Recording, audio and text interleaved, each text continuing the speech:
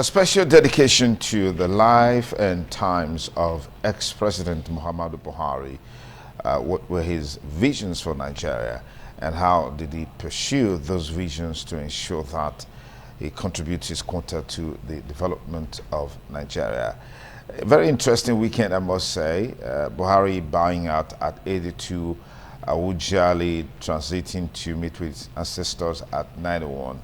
And incidentally, Nobel laureate Professor Wole Soyinka celebrated at 92. But the one that attracted a whole lot of attention over the weekend was former President Muhammadu Buhari. And of course, Dr. Christian Osangale will be joining us virtually in just a moment for us to advance this conversation. And then much later, we have a former National Commissioner, Police Service Commission, Austin Adogame Brimo, also joining this conversation. But we'll start it off from our studio here, just like we've done before. I know, yeah, it's always interesting that moments like this gives us the opportunity to look deeper into contributions made. But I've heard people say that we should celebrate people more when they are alive. Tell them the good things they've done, appreciate them, celebrate them, give them all the needed accolades, not when the man is passed. It's the same thing we see in governance. When a government is in place and you have someone in charge, most people don't see some of the, or see the good things the man has done. Until he leaves, another person takes over, and then they are quick to reference the ones that was there before, right, and look at his good deeds and how he piloted the affairs of the country comparatively to the one in the saddle today. Why is he always like that?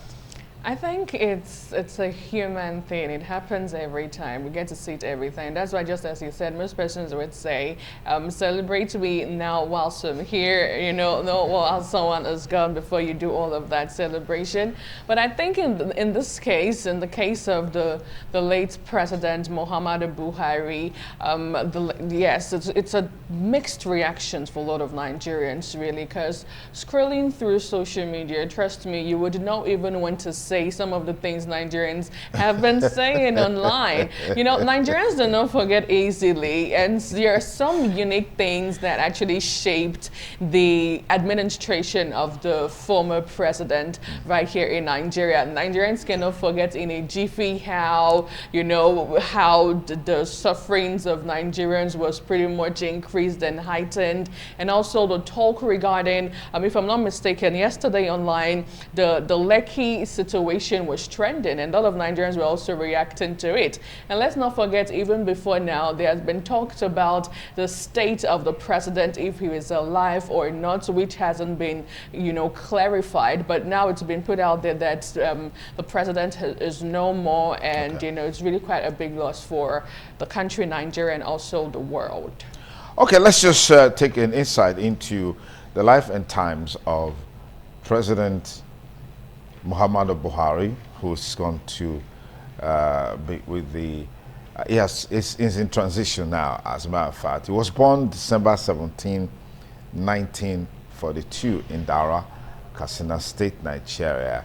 And of course, we look at the history that he's had, the fact that, you know, he passed at the age of 82 after a prolonged illness. And that's definitely one thing that, you know, is of a great concern, particularly when someone is getting older.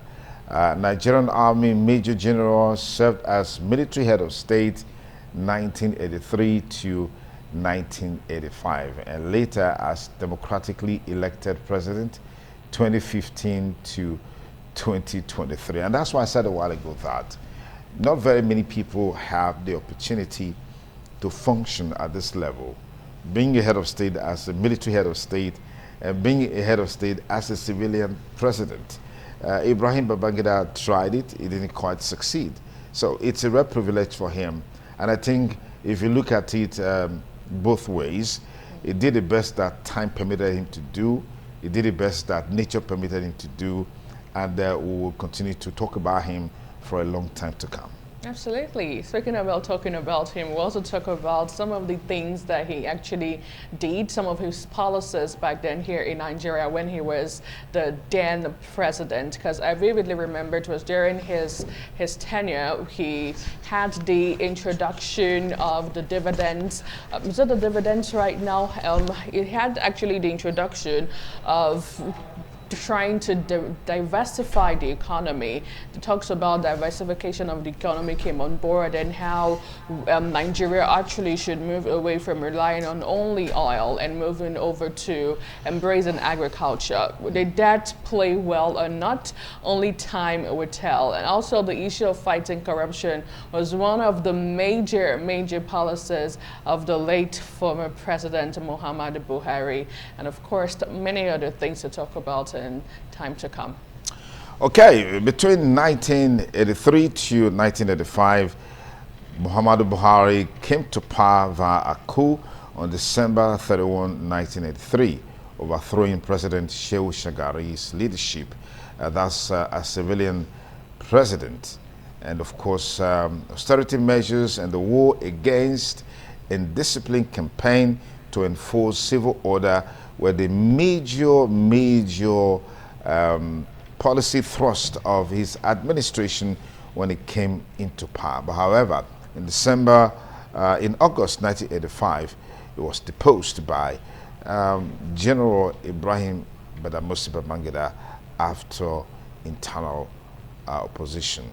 He became Democratic President 2015-2023 after 3 failed presidential bids: 2003, 2007, 2011, and then he finally won in 2015 with the All Progressives Congress APC, defeating incumbent Goodluck Jonathan, a historic first achievement on President Muhammadu Buhari.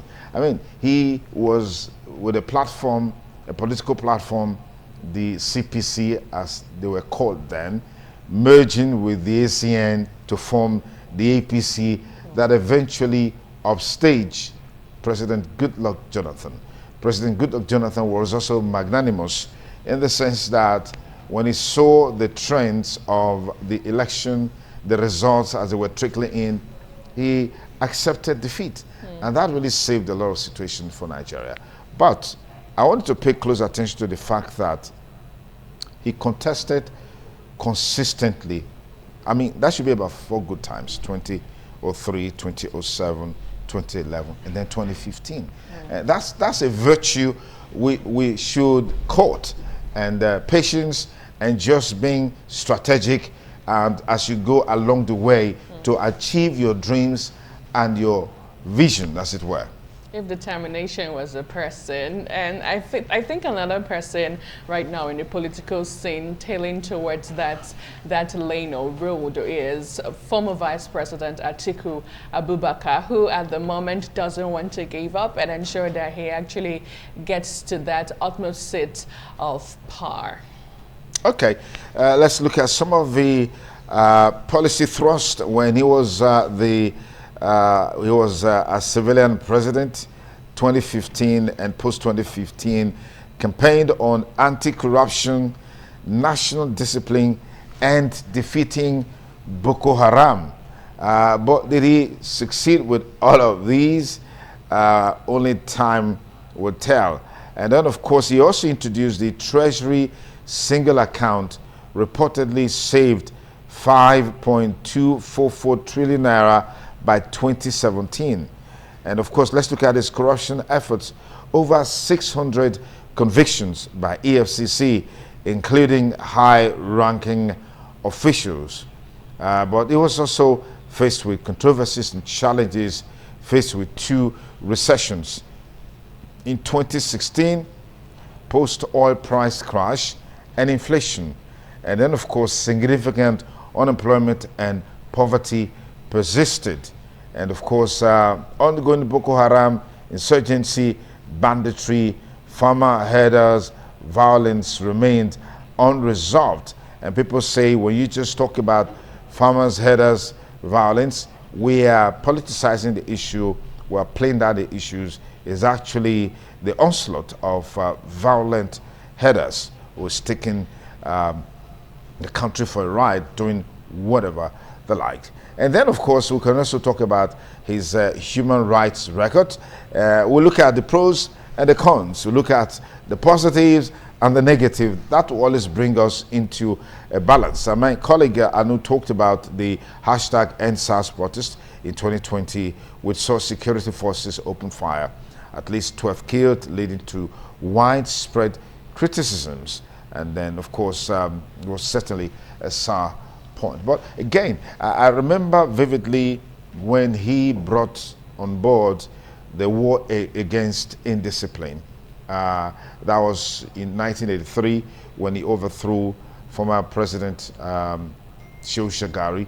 There was corruption at its highest level. Even though when you look at the corruption at that time compared to what we have today, I mean, what we had at that time is just a child's play.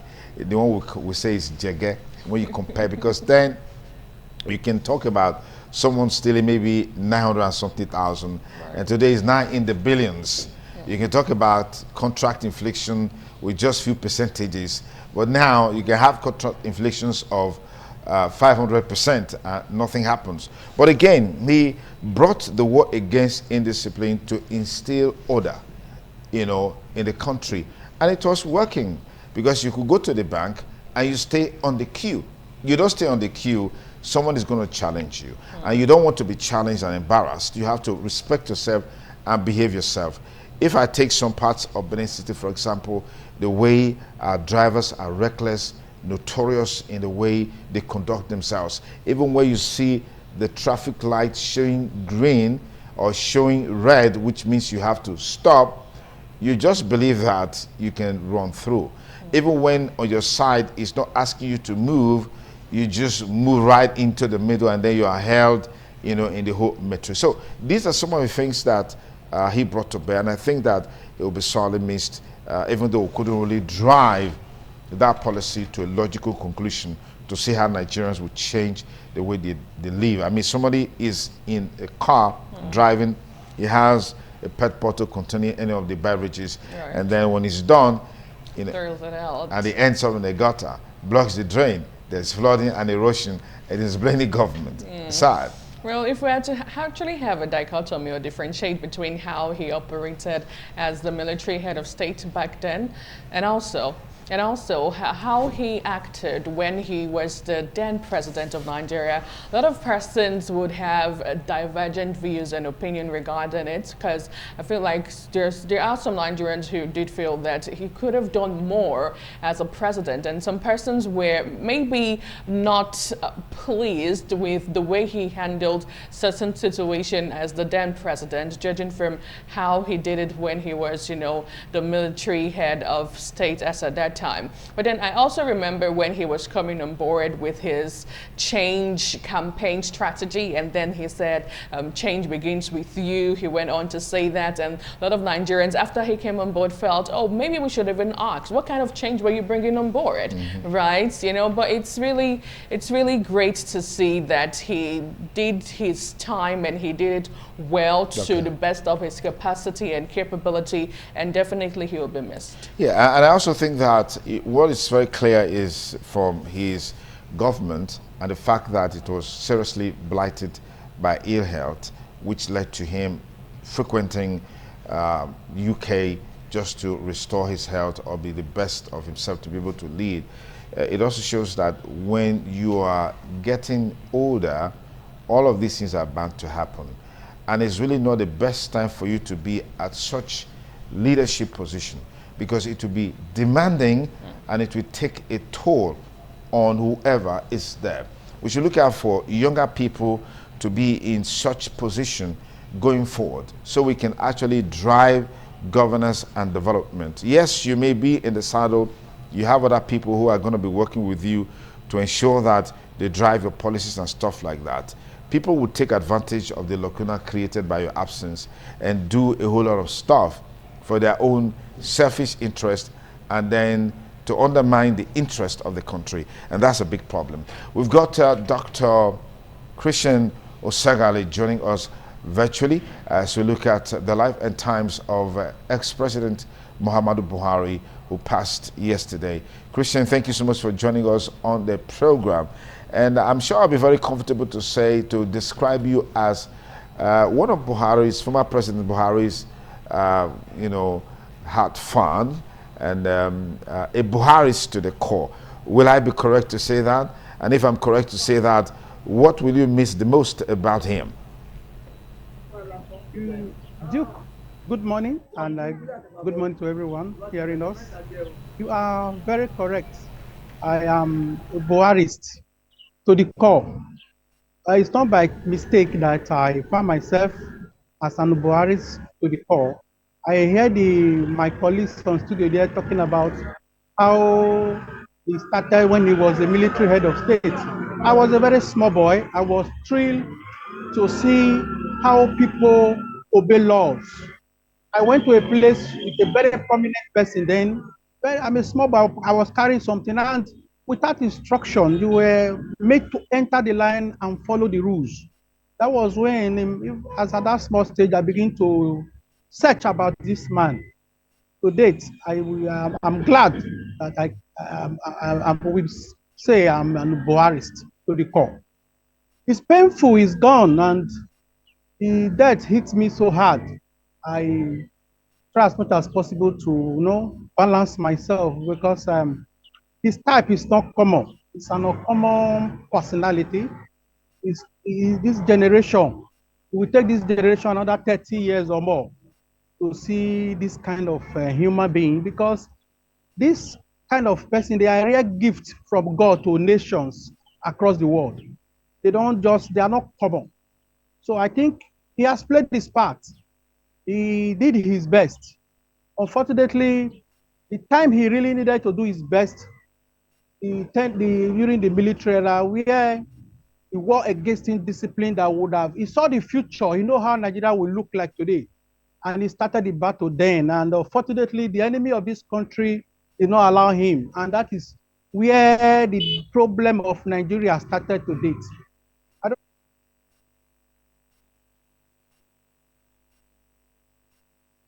Whip back Nigerians to order.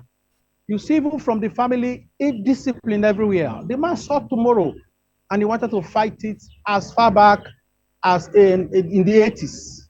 But unfortunately, we did not allow him, and we are suffering the immense today. When he came back as civilian head of state, like he said, there's little you can hardly do when it's democracy. You follow the law. Kudos to him for being able to follow the law. And following the law, you discover that so many things happened, and we begin to blame him. You may not blame him because he tries his best. If, like I remember, he make a comment that this is civilian era, democracy. The judiciary must be allowed to do this. All of this, you discover that looking at the history of Nigeria to date, I will boldly say there is no human being that have this credibility that this man has. Former governor, former president 2 times, military, civilian, PTF chairman. In fact, you cannot stop counting his kind of honesty. Is uncommon. Humility radiates. Even you see the family. We've seen presidents in this country, we see how their family behave, how their children behave. You see humility radiate in this family. It's painful. Nigeria has lost, I don't know how to describe it. Nigeria has lost somebody. Begin to pray to God to not allow it to last these 30 years and above that I said, to raise somebody who can replicate. We may not have exact this kind of person, but somebody who can give a kind of summary of what this man represents. We talk of honesty, is there. We talk of not to even imagine the love for this country. The love, I can hardly point to a Nigerian. As I speak today, I can just say 4 Nigerians. They may not have the level of percentage he has that we can say, yes, this one loved Nigeria. He was, as a military, he fought. In the battle, he reached the highest. As president, as governor, everything stand out for him. So when you see people like this that love this country with the last drop of their blood, I remember when some terrorists during, I think, as a small boy then I read, the Shagaris government, when the terrorists were invading this country, as he led the troop that marched those people even as far as into Mali. So this man is uncommon. I don't know how God decided to take him at this point. But like we always say, God have the final say, and Okay. every one of us will answer the call. But the Okay. time nobody can tell. But whatever the time you answer the call, it's important that we must live a life that will leave our trademark on the sand of history, which he has did. Even All right. he said him, if you Let listen me, to let me social media, just you say, say, let me interject you he said, there, Dr. thank Christian Osegali. Just a moment. You know, like you said, he will be remembered for his discipline in his final years, and part of his legacies, anti-corruption stance, integrity, earning respect even from critics.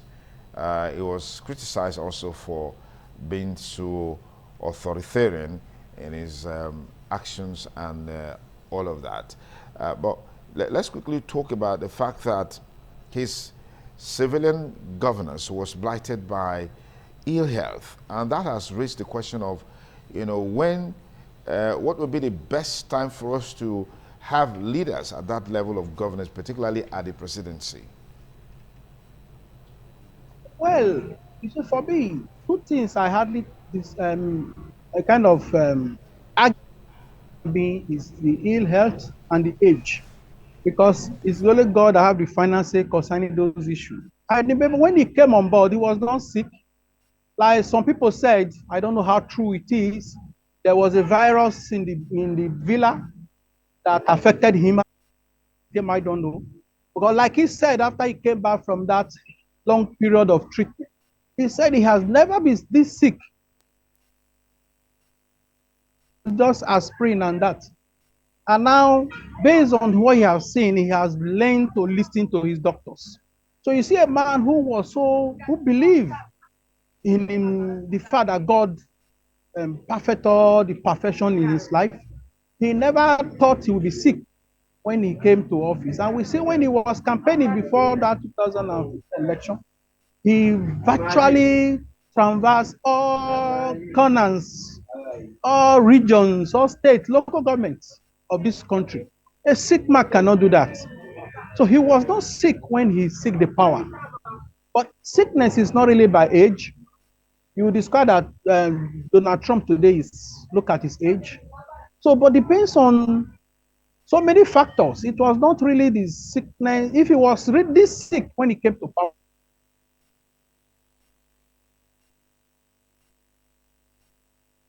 We have a technical glitch there. Just hope that Dr.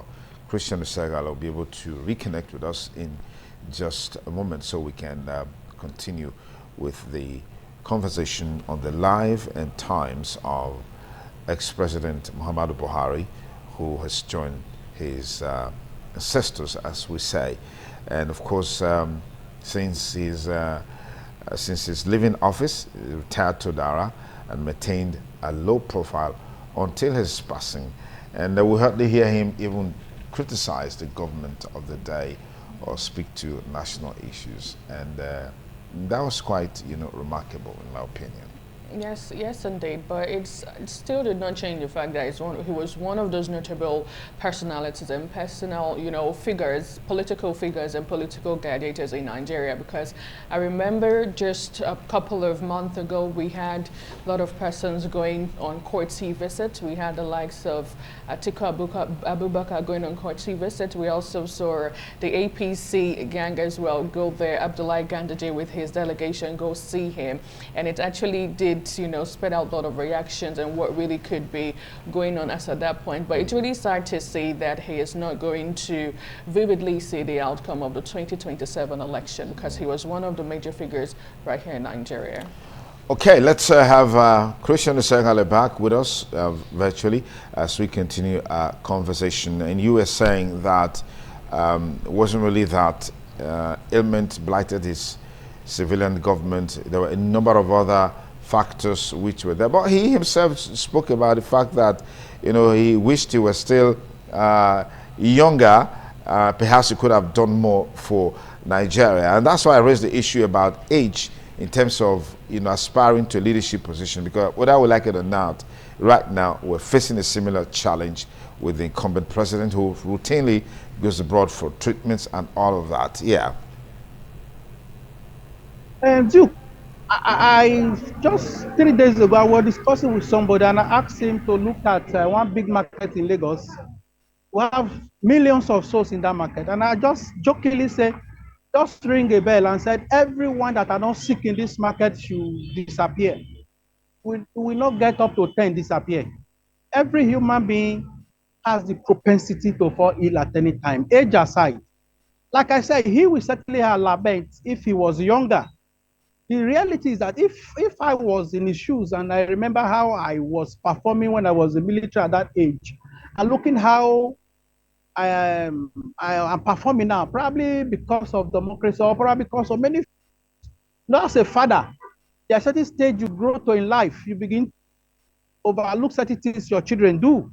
You don't use the same hammer you use when they were younger, when they get to a certain age. Probably that was why he was beginning to lament. And this to tell you that he has so much he felt he would have done for this country if he was allowed as a military.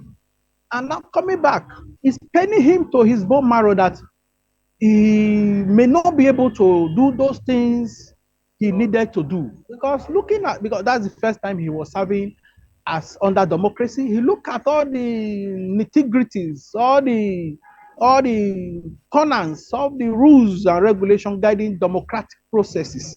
He has no option but to lament, because he has so huge he felt he would have been able to do for this country. And that of this age and the system that we have, we're no longer thinking that it will not, like he said, corruption are fighting back. He tried to, if corruption don't kill us, if we don't kill corruption, corruption will kill us. Eventually, you see the monsters of the masterminds of corruption, how they most times they transform from human being to monster. So those are the things he needed to fight. But if it was younger, he could have afforded to do certain things he cannot do at old age. Like us today, you see today now, we can talk about his younger age, we can talk about his old age. Yes, at our age, at every stage, what footprints are we leaving at the side of history? The man tried his best. The only problem I know I cannot take away from him, which was obvious, it may be normal, but to a fault, he trusted people that are around him to work for him. He don't believe that everybody are human being. So he trusts them, and that is why even in this military, in this last civilian era, some of those people he trusted, some of them become monsters too. Let's quickly take a look at this special report that encapsulates the life and times of ex-President Muhammadu Buhari, who passed yesterday and has attracted a lot of tributes from across the world. And we'll be back with you in just a moment. Former President Muhammadu Buhari was born on 17 December 1942 in Daura, Katsina State. He was the 23rd child of Malam Ado Adamu, a Fulani chieftain originally from Dumoko in Madua and Zulat. Buhari was 4 years old when his father died, and Waziri Al-Hassan, son of the Emir Musa Danuhu, became the guardian of Zulat and her 6 children, including Buhari. In 1962, at the age of 19, Buhari was one of 70 boys selected for recruitment into the Nigerian Military Training College, Zaria. He was appointed as Federal Commissioner for Petroleum and Natural Resources in 1977. When the Nigerian National Petroleum Corporation was established, Buhari was appointed as its chairman, a position he held until 1978. From 1978 to 1979, he was military secretary at the Army headquarters and was a member of the Supreme Military Council from 1978 to 1979. Following the overthrow of President Shehu Shagari on 31st December 1984, Major General Buhari was appointed as head of state. He was overthrown on August 1985 by General Ibrahim Babangida. He also served as chairman of the Petroleum Trust Fund, a body created by the government of late General Sani Abacha. In 2003, Buhari ran for the office of the president as candidate of the All Nigeria People's Party, ANPP. On 18 December 2006, Buhari was again nominated as the consensus candidate of the All Nigeria People's Party. Buhari was the CPC presidential candidate in the 2011 general election. He also ran in the 2015 presidential election as a candidate of the All Progressives Congress, APC, which he won and was sworn in on 29th of May 2015. He was again sworn in on 29th May 2019 for his second and final four-year term. Handed over to President Bola Tinubu on 29th of May 2023. Muhammadu Buhari became military head of state and commander-in-chief of the armed forces on 31st December 1983, following the overthrow of the government of Shehu Shagari.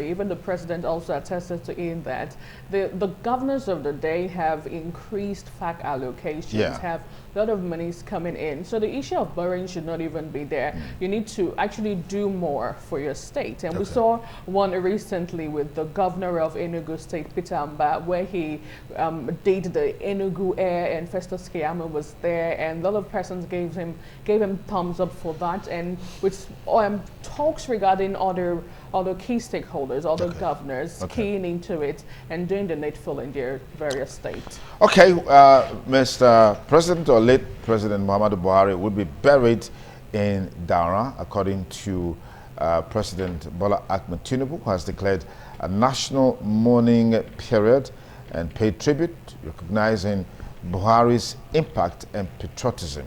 In summary, Muhammadu Buhari was a polarizing but pivotal figure in Nigeria's modern history, a man of principle whose rule oscillated between discipline-driven governance and contested outcomes on economic, security, and human rights fronts. Let's take parting shots from our guest who joined us virtually, talking about Dr. Christian Osegali. What are your final words on this great man, this illustrious Nigerian son who's passed on, looking at his antecedents, his pedigrees, and the opportunities that he had, the contributions that he made to the socio-economic and political development of Nigeria? Yeah, thank you very much. My parting thoughts are not far. When I look at the documentary you are showing now, His Life and Time, you can see, and I want to ask rhetorically, there's no human being born by a woman in this country that have occupied those offices attached to his name. And look at the kind of life he lived. I remember at a point, some people were laughing. His house in Daura, he kind of he looked so odd. That is how politicians should live a life of service to mankind, not to amass the wealth that generation yet unborn cannot even manage. I wish politicians can learn just a little from this man. Nigeria will be a great country, but unfortunately, you elect somebody today, the next thing is thinking of his next election. That is why my colleague there in the studio is saying, it's not about federal road. Governors are making huge money. So all of this, politicians should learn a life of humility, a life of service to mankind, and put their nation first before themselves. And that is the only way we can have a great nation. Like I said, it's not how long you live in this earth that matters, but what impact are you leaving behind? Today, I want to assure you that anywhere in the world that somebody see Buhari child, I mean, that person wants to associate with such a person because of that name. And I think he succeeded in keeping the name of his own family intact to death. And I hope that Nigerians, whether you hate him or not, you cannot take away from him the fact that he's an exceptional individual who have been tested and trusted. Forget the fact that those around him may misbehave, but he has stand out. Like he said, finally, the last time he said, those working with me, I gave you a job. If you messed up, you go and face the law. He is clean. May God help us to have leaders who some of us will proudly say, this is clean. Thank you so much, sir. And I want to thank you again for giving me this opportunity to speak on the man I so love. Over 40 years ago, I started following him. I never knew I would have this opportunity to speak about him when he eventually died. Okay, now I was going to find out from you if you ever had the opportunity to have a handshake with him on a one-on-one basis. Did you ever have that opportunity, Doctor? I never had that opportunity. The only time I was just close to him, I could not shake him.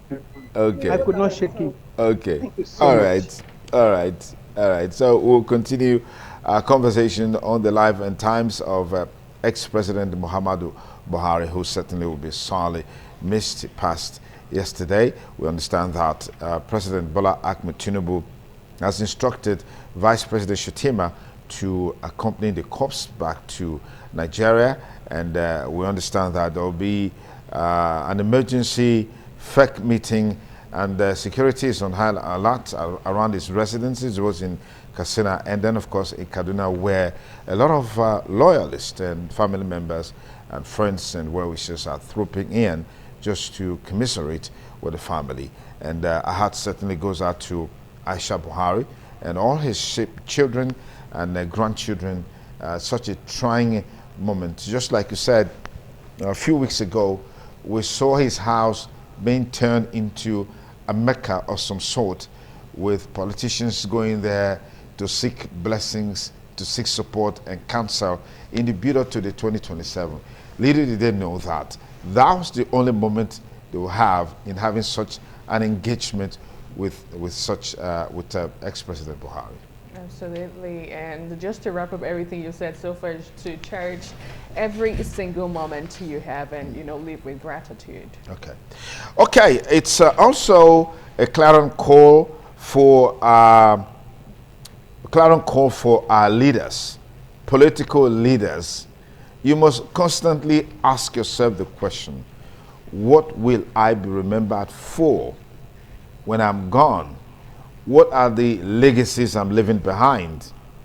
What are the things that I need to do that will be touchable, feelable by the people, either as a president, as a governor, as a senator, as a House of Representative member, as a House of Assembly member, as a local government council chairman, as a councillor, whatever leadership position that you find yourself, even in appointee position. What will be your legacy? What impact will you make? What contributions will you make? With all the billions and all the millions that are being stolen left, right, back, center, either in naira or in dollars, we're seeing how some of these things end up. I think we should live quality lives that we can be remembered for.